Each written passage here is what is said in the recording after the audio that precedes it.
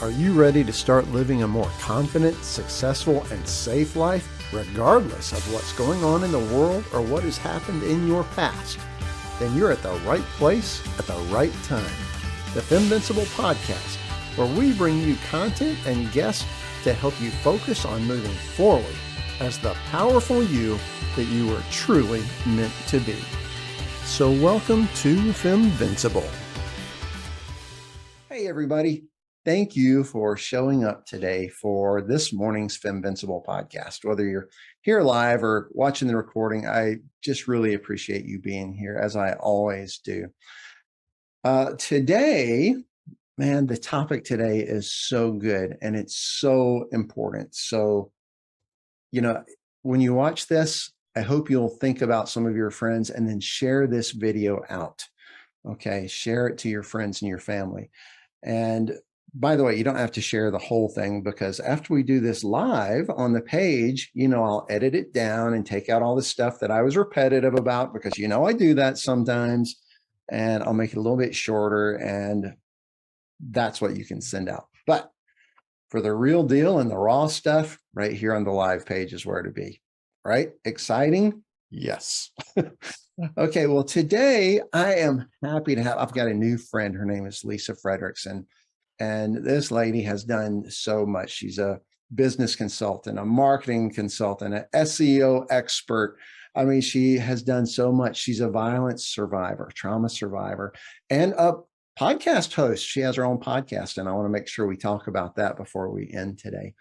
And the thing we're going to talk about is, I always like to have topics where those of us who have dealt with trauma can figure out, how do we live with it better? How do we heal through it better?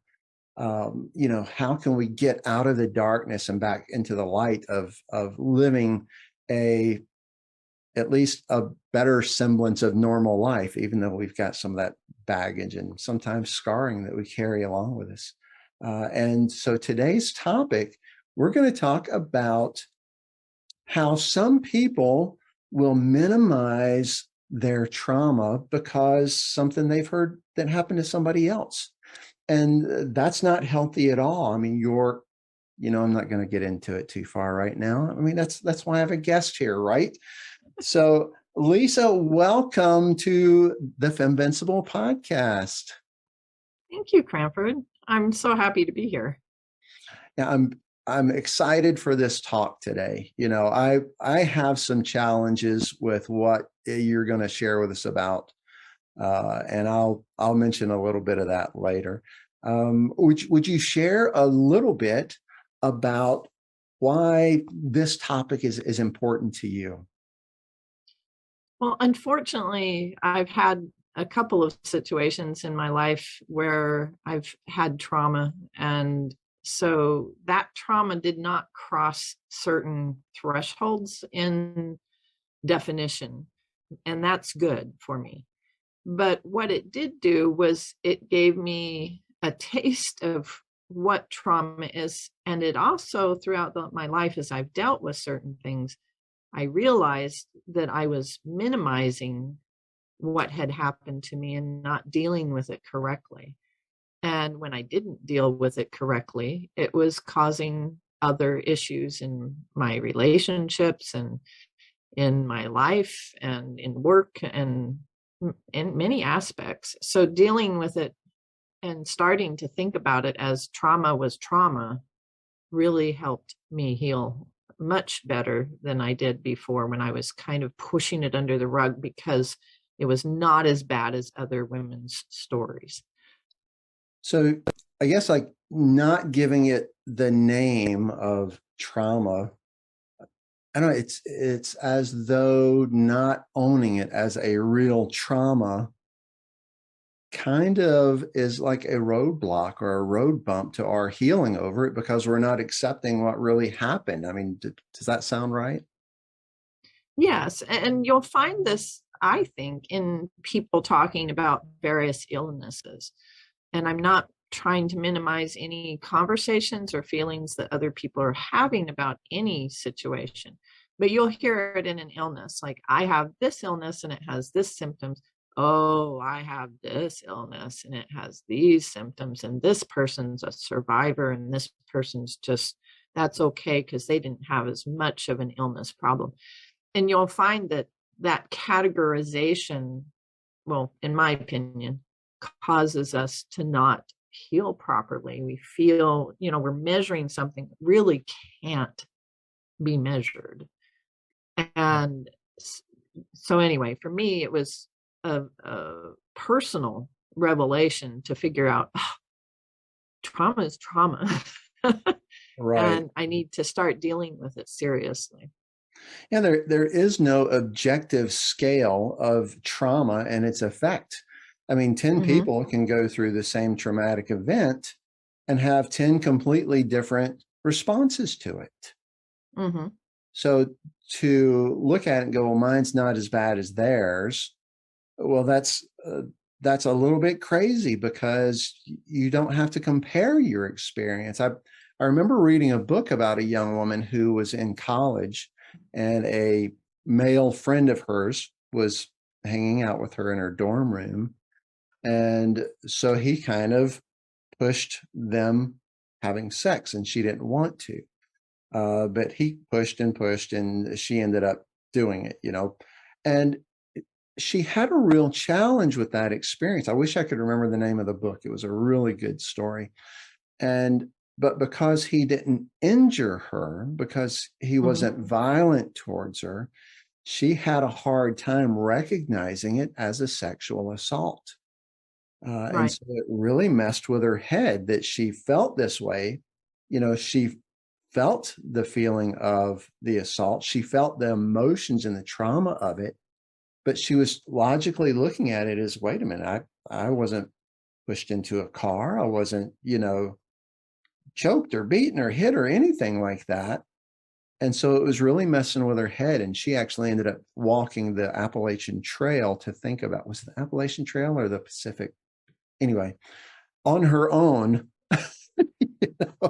to think about and try to understand it. So, I mean, I can see how it can be really confusing in somebody's head, especially if there's a manipulator that is throwing stuff out like, well, you liked it though, so it wasn't this, or, you didn't get hurt, or you flirted with me, so clearly you wanted, this to happen, twist in their mind. So yeah, it's and a, go ahead. The confusion comes, I believe, from the fact that we have to, in our mind, measure things. And so the reason I found this out was because of some of the things that I would share with some of the women that I was working with. I had the opportunity to work with women who were giving their children up for adoption, young teens who had been in not so favorable situations.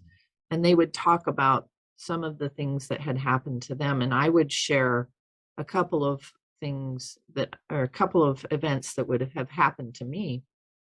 And we would inevitably get into a conversation of this, which was, oh, well, then you can't totally understand what I felt because your trauma only went to this brink. And so to give everybody, so that we're not in this mysterious world of, well, what trauma did she go through?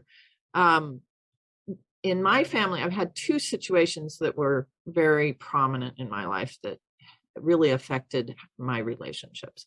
And one was when I was about 8 or 9 years old, and I can't remember the exact age, but my step grandfather coerced me into a bedroom, and there he went past touching barriers and coerced me into doing certain things like French kissing and touching and things that were inappropriate. That's where it ended. And so that's why it's like, oh, well, it didn't go that far. There was no penetration. There was nothing that happened. And so people, when you're talking to them and you're helping them through their trauma, this would come up over and over, and inevitably their trauma definitely did. It was more violent. It was more perverse and went past other boundaries. And so in my own mind, I would go, oh, and I would tamp my situations down. And then that meant I wasn't going to deal with it. And we can talk about the other situation, which you know about, which was the one where with the car that broke down. Well, and and that situation, and I'm so sorry that that happened to you. I mean, I think when people think about trauma, sometimes they think about a violent event, but Mm-hmm. that event that you just described is an event of betrayal of trust and belief and safety. It didn't have to be violent. It didn't have to be an actual sexual act. That in your child's brain, all of a sudden, a safe place was no longer safe. Right. And that's enough of a trauma that it can affect you for the rest of your life. Um, I remember a thing that happened to me when I was young that, well, it kind of went along with what you're talking about. And it wasn't violent, but I found it to be really confusing and gross. And even to this day, there are certain romantic scenes that I'll see in a movie and I have to go, oh, yeah, I'm not going to watch that. No. Not sexual scenes, romantic scenes, and and I'm like, that has stayed with me for over 50 years. Yeah. That counts, when it has affected your belief, your mind, your understanding of safety and what it is to be a child and what it is to be a parent or a grandparent. That's traumatic just as well. Well, and it changed relationships. While I'm dating, kissing was not as pleasant. Well, then that makes it so that your partner who's dating you is, what's wrong with me? What's wrong with you? And you start dealing with all these different problems. And when you have had it kind of patted down as, well, that was just nothing, you're making a big deal out of nothing. That type of thing starts to play with the brain and mess with you. And the trauma it stays like PTSD. It stays there just like any incident that had forcible violence and things like that. And so dealing with it takes that serious approach so that you aren't suffering from it. Right, right. And it's easy to imagine that tucking that away and going, that doesn't count, but Mm-hmm. still having all the feelings of betrayal and loss and fear and now confusion around people that you believe you should be able to trust, it still affects you. You can stick it in the closet all you want, but the sickness of that event will continue to affect you. So yeah, it's a challenge for me. I feel really sad when I hear people tell me about something that happened to them, and But they're the like, thing "But it also wasn't." with what you say is that I believe that when we tamp it down or we measure this trauma versus that trauma, now we're not in a defensive mode that we should have been in. Right, And I do believe that it led to some other relationship challenges where, like you were saying, that it isn't about the necessarily a forced trauma, but a psychological barrier now that's going past because you are not on a defensive situation with a gentleman. So for me, barriers were blurred and grayed, and I wasn't totally sure. It's like, should I say no to this? Should I say no to that? Is that okay? Am I over exaggerating?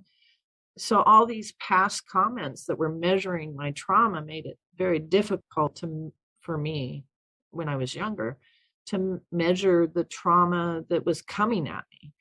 mhm, And so, there were things where you would let boundaries get past that you weren't comfortable with, but you weren't sure totally. It was like, well, I'm making a big deal out of this because everybody's told me it wasn't a big deal. And so now everything's all blurred and weird.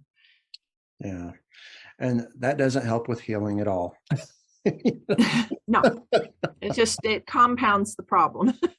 Right. And it's interesting when I read about different kinds of trauma. There's complex trauma, but the opposite of complex trauma is called simple trauma. And I hate that name Yes. because there is no trauma that's simple. I mean, you may look at the event that happened to you and go, well, it wasn't simple at all. I dealt with that, or you dealt with that for who knows how many years, and the confusion it created, that's not simple whatsoever. I know that they mean it was a one-time event, but I wish they would call that a singular trauma, not a simple trauma. Well, and I like that, because the word complex, yes, there are more complex traumas, and I acknowledge that. But to minimize a single trauma and try to measure it really isn't productive. I guess that's what I'd like to say. It's not productive to measure it or to compare it. Yeah, because like we said earlier, there's no objective measuring tool, because every person's going to respond differently. And I know I've mentioned earlier that I have a little challenge with this myself, because I've heard so many stories of trauma. I've read so many, and the stuff that I teach in the courses I always have a lot of women who are trauma survivors in my courses. And to hear those stories, I do share that I'm a trauma survivor, but I don't like to share everything that happened to me, because some of it's horrific. And I am terrified that somebody will look at their trauma and go, oh, well, mine wasn't as bad as his, so I shouldn't even talk about mine. And the fear that I have inside, I'm like, no, your trauma is valid. It doesn't matter how minor, and if you're listening to this, I'm doing air quotes, minor, because no trauma is minor, that it should still be, it's still valid. Your feelings are valid. The emotions you had, the symptoms you have afterward are all valid, regardless of how small it may have seemed to you, or in comparison to something that happened to somebody else.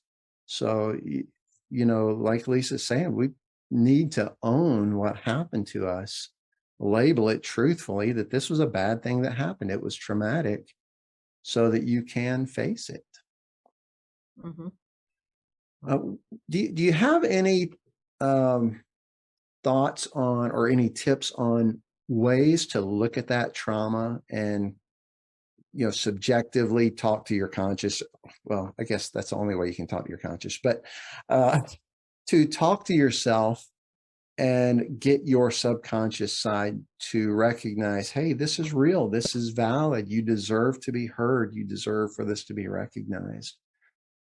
I can only speak to what I did for myself. Now, whether it would be beneficial for other people, I don't know. But one of the things that was very healing, and this happened after one of the funerals in our family, and I realized that I was very angry at the person who had already died many years ago, but was related to the person who was dying at that time. So I'm sitting at the funeral of a relationship to the person who violated me. And I was angry. I was angry at the person, angry for no reason. I was thinking, why am I angry? And all of a sudden I realized I had not forgiven everybody involved. And so whether they had done anything or not, but in my mind, where I was angry. So the first step for me was realizing that it was something that needed to be forgiven. And a lot of people think that forgiveness is saying that it's okay, but it really isn't. Forgiveness is actually saying there's something that's significant enough that you have to forgive. So that was the first thing that I did. Was I decided, you know what, I'm going to be on a I can't say the word. Anyway. Pilgrimage? Yes, see, I still can't say it. And my tongue's tied. But I forgave them. And I really worked on that. It took a while to do that. But one of the other things that I did was start categorizing certain things that I could notice in my relationships that were probably suffering from the trauma that had happened, like not enjoying a certain type of kiss or a touch that reminded me of something. And I would work very hard on trying to imagine the difference between the person who had offended me and my husband who was touching me caringly. And so we had many conversations where I would bring up to him, okay, this is my problem. This is what happened. And sharing that wasn't easy. And then we would talk about it. And luckily I have a very loving husband, and he was very careful about that, but just discussing it and opening it up and not minimizing it anymore, and saying, because I thought I just really shouldn't mention it ever, because I mean, after all, it wasn't that big a deal, right? Mm-hmm. But it was affecting relationships. And so just by discussing it with my spouse, I was able to overcome many of those feelings. Those aren't triggers anymore, most of them. And so it's beneficial that way. And I would say keeping a journal. There was one time where in a class I took a creative writing class, and I wrote a very fantasy based, it's not fantasy, is probably not a good word, fictional based story about a little girl and a shadow and some other things. But it was me, and the situation was me. I wrote that. It was very therapeutic for me to kind of just put it down in whatever way that I understood myself at that time, and experience it through the story. So That's terrific. I love that. And I think it's really powerful. Something that you mentioned just a moment ago is reviewing it in your mind and recognizing the difference of the perpetrator. mm-hmm. And I don't know why I'm doing crab claws to explain that. The perpetrator, now I'm doing dance moves. I don't know.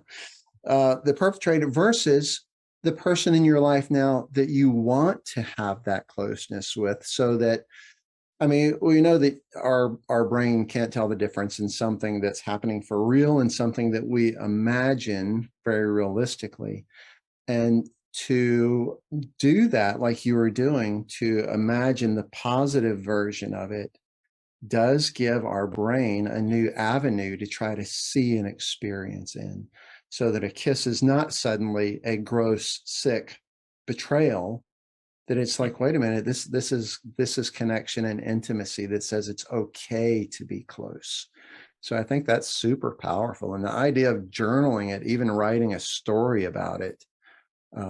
I've read about psychological techniques like that when you write the story out, you can even change the story as to how you wanted it to happen. And it will help you to move past it, because it gives your brain a new way to see what happened, and maybe to dismiss the old sick way, the old painful way. Yeah. And the idea of having an open conversation with your spouse or your significant other, or, whoever it is that's that really close person to you, like you did. It's something I talk about in my talks to groups, is that a close, loving relationship is a confidence building experience that really strengthens both people in the relationship, both the husband and the wife, or the boyfriend and the girlfriend, or whatever it is, and builds confidence and trust again, so that they can move beyond whatever betrayal happened before, and even tamp down some of the fear they may have in daily life. So yeah, those are three big things that I think you mentioned kind of like, this is just what I did, but they were so powerful. You just gave three hugely powerful things people can do. How did you feel after writing that story? It amazes me the power writing our own story can have. How did that work for you? It was interesting, because there was some darkness that you feel as you're writing it. There were things that come up into the mind that you didn't remember before. There were feelings of, am I exaggerating? Like I said, there's a lot of my own life where I felt like it just wasn't that important to mention to anybody, and it was minimized. So bringing it out into story made it a little bit bigger than I had let myself feel it, which then allowed me to understand how it was still affecting me. I would have to say that going through all the things I have, it doesn't affect me the way it used to. I've healed. I feel good about myself. My relationship is healthy in that area. It's not affecting me. And I can talk to people very comfortably about it. Writing your story down like that might help you be able to talk to other people about it. And besides the fact that it just felt good to have it on paper. And I think that sharing part, whether it's just on paper or with someone else, is a little bit healing. I mean, it has surprised me that sharing a little bit of my story makes me feel better. You know, I still have to, if I'm in a group, to share some of the stuff that happened to me, I have to reach into the knobs in my head and turn my emotion down so that I can talk about what happened, you know, without totally collapsing. But even doing it that way, it's like I feel like I have this emotional or psychological pressure cooker, you know, that has really messed up the noodles inside because it's been pressuring for too long. And, you know, but that little bit of talking helps me to like just open the relief valve a little bit. And then I can exist easier today and for the next week and the next month. You know, so it's not that you have to be completely healed and have it totally out of your life, you know, whether it is that you're sharing it with someone you love to help them understand what you're going through. I mean, that spouse connection is important. My wife is also a survivor, and she had to share with me some of the things that could trigger her, even though she knows I'm a safe person. Such a big thing, and that may not heal you to share that, but it does give you a place where healing becomes more likely or more possible because you do a place you know is safe and can share. Well, when you share with your spouse, it also allows them to quit wondering what in the world is wrong with you. and that they're not at fault. I mean, that was the thing that was important with my husband, was not understanding that if he came up and I'm doing the dishes and he can't just come up and surprise me like, you know, you see in the movies. It's like, it's all romantic. It should happen XYZ way. And then when he comes up and I'm like, and throw the dishes up and turn around and I'm not happy. Right. Then that's surprising to, So not a good relationship builder. Right. Yeah. And I mean, you're right, because that same thing could leave your spouse, you know, feeling there's something wrong with me. I've done something wrong, you know, and now we're pushing a crack into a relationship that doesn't need to be there. Right. So yeah, it can be difficult to talk about it, but for building that relationship and having that safe place, you know, it's important to know. It helped me to know what was going on in my wife's head. And now that, you know, I've remembered my stuff, I've been able to tell her there are some things that I need you to not do, because suddenly that puts me in a place of fear or stress or danger. And her knowing that allows us to work better, you know, and build that relationship better.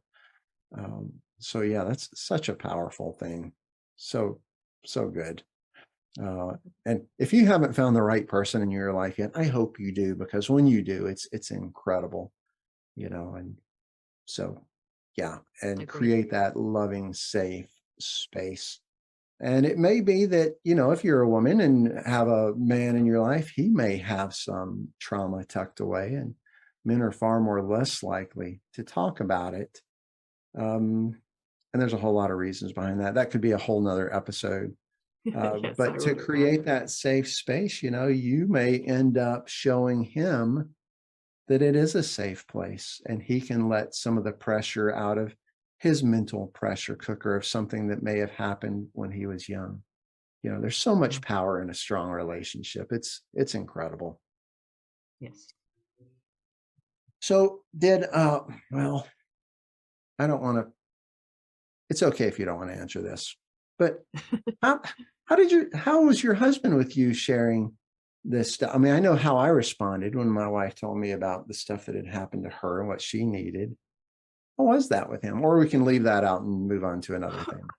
No, I would say I'm trying to remember back when I did that. He was very kind. He felt a little protective. I noticed that his body posture was probably a little pushed back, like, uh-oh, what do I do with this? And I believe it just improved everything in our relationship. For one thing, when we're sharing like that and we're sharing something very deep, it's a vulnerability, and vulnerability tends to draw us together as long as the other person is kind. And I knew that he would be kind about it. My fear was that he would think it wasn't any big deal, because, well, why are you so hyped up about this or that? I don't think he had even noticed, and because it was about 4 years into our marriage before I talked to him about things. And I don't think he noticed totally that there were times when I wasn't as comfortable with certain things. Mm-hmm. Not his fault. I mean, we're newly married. You don't pay attention all the time to everything. You learn as you get older, hopefully, and get a little wiser. But so I think that there wasn't any unusual reaction that I can remember. Yeah, that's terrific. Yeah, so guys listening to this or watching, make sure that, we love the women in our lives. We love our wife, and we want to be protective, and we need to protect that same space where she's able to say something, even if it doesn't make sense to you. Maybe you've never experienced a trauma, or maybe you've tucked yours down enough that you've never dealt with it. But to be able to create that space to listen and not go, well, why does it bother you? I mean, like we're saying, trauma affects everybody differently. It could be something that maybe wouldn't bother one person, and the other may have a scarred mental set for the rest of their life from the same thing. So, and when you are sharing with your spouse, don't be judgmental of their reaction either. I mean, just because they don't react sympathetic at the time, you have no idea if it's triggering things that they've been through. All of a sudden they remember it. It could be that they're very protective of you, and now they feel like they can't protect you because it's in the past. I mean, there's just all kinds of things. Give it time to simmer. It's going to work out okay. Mm-hmm. The situation is that we all react to information like that very differently. So if your spouse doesn't react the way mine did, don't panic. Right. And it may be that spouse, whether it's, you telling your wife or you telling your husband, it may be that they're having to step back and go, how do I deal with this now? How do I work with this? What do I need to change in me? How does this affect our relationship? And they're trying to figure that out. So it could be still a loving reaction. It's just, you don't know what's going on in their head. Like, right. How do I touch them, or how do I kiss them? Oh, did I do something wrong in the past? Things like that, because we start to self-analyze when somebody's sharing with us. So. Right. And I think women are better at communicating those things than we men are. It's, I don't know, a gift you ladies have, to be able to open up and pour and share things out, while we guys feel the need to sit back and become stoic. Mm-hmm. If you want to screenshot that because it looks really good, go ahead. That's my stoic look. I don't know. But so yeah, forgive that man in your life if he's being a little quiet about it. He's probably trying to turn it over in his head and go, how do I help with this? Because we guys, we like to fix things, sometimes to a fault. And a lot of times it is us going, how can we help? How can we fix this thing that this woman we love is dealing with? So yeah, so much important stuff. Yeah, I don't think I can say that enough, that a good relationship is a powerful, safe place. It is. And I want to kind of switch gears a little bit, unless you've got anything else you want to throw in here. I want to switch gears a little bit and talk about your podcast that you've created. And because what you're doing in your podcast can also help to build those relationships and build that relationship you have with yourself. Does that sound pretty accurate? It does. Well, so Focus 7 Daily is a podcast that's pre-recorded. It's audio only, but I interview a lot of guests because I am a learnaholic. I call myself the incurable learnaholic. And I like to really delve into information and learning that's going to enlighten and inspire us into better areas. And so I interview on 7 life categories that cover from spirituality to gardening and outdoors and technology and business, all those different things, with some very creative and interesting minds. And I had the opportunity to interview Cranford, and his interview will be being posted in the future here. But you can go there to my podcast and listen, and you'll be able to pick up things. With my guests, we talk about negativity and self-talk and all kinds of different things. So, and it was a fun interview too. I really enjoyed it. It was fun. It was. And by the way, that is focus, the word focus, the number 7, and then daily, right? Focus 7 daily. Daily. Yeah. Yeah. And so, we talked about some neat stuff, and I'm excited to see your podcast. Well, I don't get to see your podcast. Listen to the podcast. Right. And to hear some of the other incredible people that you have there. I'm happy for you to share with my community the stuff that you have, because I think what you're going to be sharing is going to be incredible.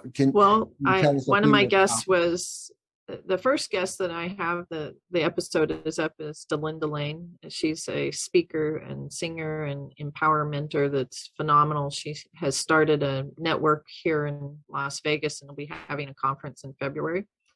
And we talk about negative self-talk and how to turn that into energy and empowerment. So that's one of the episodes that are up. One of my favorite episodes was a discussion with Sally Fallon Morrill, who is a pioneer in nutrition, and she talks about the benefits of raw milk. Of raw milk, unpasteurized? Unpasteurized raw milk. Interesting. It's by the time you're done with that episode, you'll be going, oh my goodness, why am I drinking any milk whatsoever?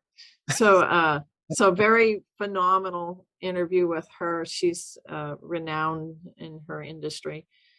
There's Jackie Cote, who is a freedom mentor and talks about her story and her trauma and challenges through her life of being bulimic and changing careers.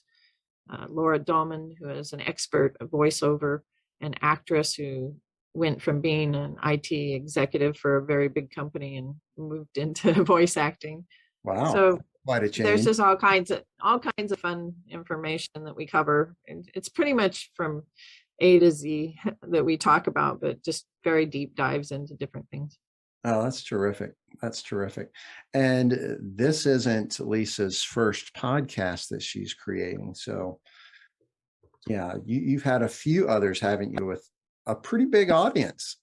I did. I used to teach. I did a podcast called When Authors Fly, and we talked about the journey of self-publishing, which I've done a lot of self-publishing consulting and coaching for authors in fiction climate. So yeah.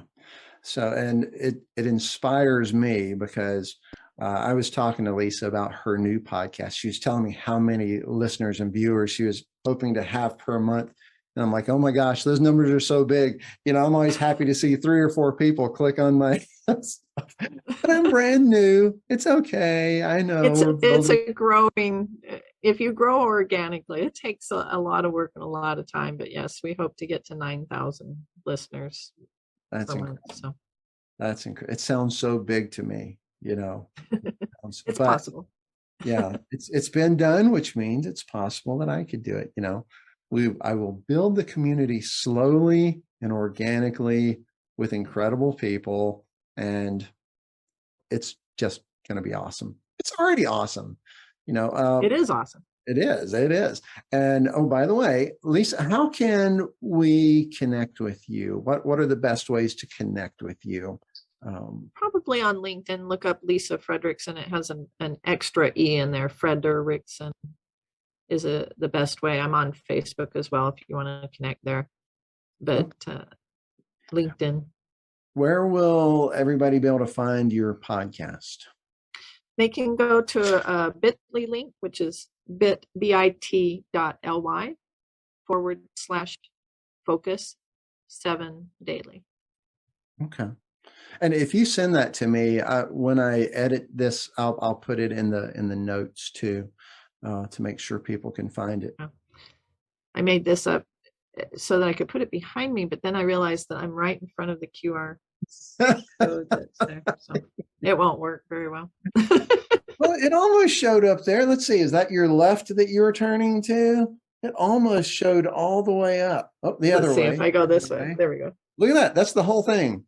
Yeah, but my camera wants to follow me, so. Right. Maybe I can screenshot that in the editing and make a big picture of it. I can send it to you. Okay, terrific.